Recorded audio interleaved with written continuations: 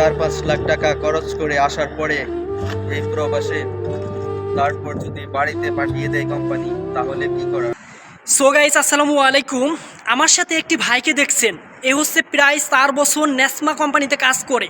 হঠাৎ করে এই ভাইটিকে কোনো কাজ দিচ্ছে না, বসিয়ে রেখেছে। কিসের জন্য? এই ভাইটার ভুল কি? শুনলেও অবাক হয়ে যাবেন। তা কথাগুলো এই ভাইটির কাছ থেকে আজকে শুনতে পাবেন। ভিডিওটি কেউ স্কিপ করবেন না।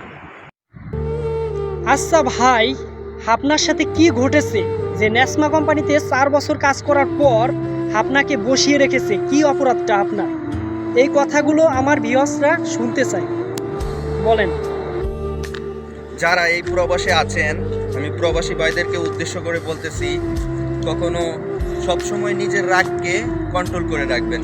নিজের রাগকে কখনো শরীরের গরম দেখাবেন না, নিজের রাগকে সবসময় কন্ট্রোল করে রাখবেন। মারামারি, ফাইটিং এগুলো থেকে একদম বিরত থাকবেন, এগুলো থেকে একদম দূরে থাকবেন। কখনোই এই প্রবাসে মারামারি কিংবা ফাইটিং এগুলা কখনোই করা যাবে না। এগুলা করলে আমার মতো পরিস্থিতিতে শিকার হতে হবে আপনাদেরও। আমি যেরকম একটা ভালো কোম্পানিতে কাজ করার পরেও কোম্পানি আর কিছুদিন পরে বাড়িতে পাঠিয়ে দিবে, বসে রেখেছে, কোনো কাজ দেয় না।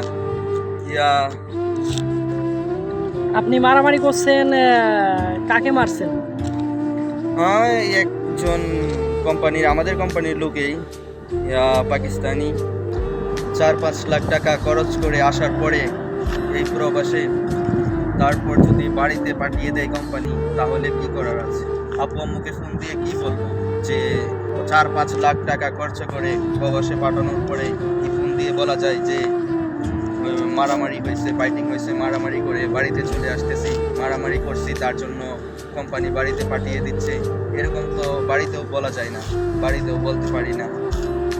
এখন আমি আপনাদেরকে কিছু কথা বলি। কথা হলো, যারা নতুন সৌদি আরবে আসবেন তাদেরকে বলি, এই ভাইটির মতো কোনোদিন মারামারি করবেন না। কারণ হচ্ছে, মারামারি করলে এই ভাইটির মতো হয়তো দেশেও পাঠিয়ে দিতে পারে। কারণ হচ্ছে, এই ভাইটিকে দেশেও পাঠিয়ে দিতে পারে। কারণ হচ্ছে, মারামারি করছে, অনেক মারাত্মক, এই কারণে অনেক ঝামেলায় আছে। কারণ হচ্ছে, এই সৌদি আরবে যারা মারামারি করে তাদের অপরাধটা খুবই কঠিন।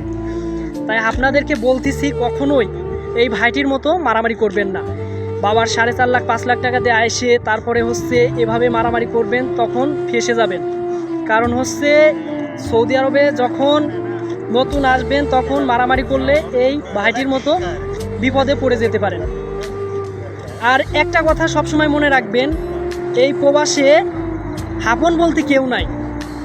কারণ হচ্ছে, এখন এ মারামারি করছে, এর পাশে দাঁড়ানোর মতো কেউ নাই। কারণ হচ্ছে, এই মাত্র জানে, এই ভাইটাই জানে যে কষ্টটা কি। এখন এর পাশে একটা মানুষও নাই যে দাঁড়ানোর। এখন একে যদি দেশে পাঠায়ও দেয়, এর পরিস্থিতি যে কীরকম হবে একমাত্র এই ভাইটিই জানে। খারাপ লাগবে, কিন্তু এটাই সত্য কথা।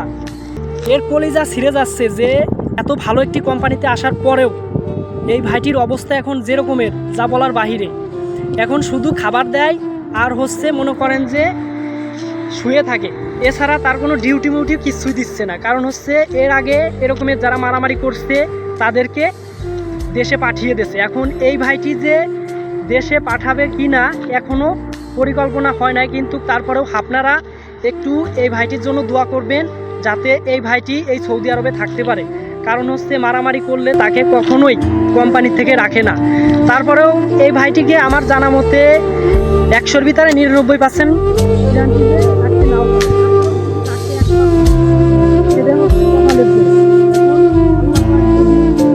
এর ভাগ্যটা ভালো রাখে, আসলে এই ভাইটি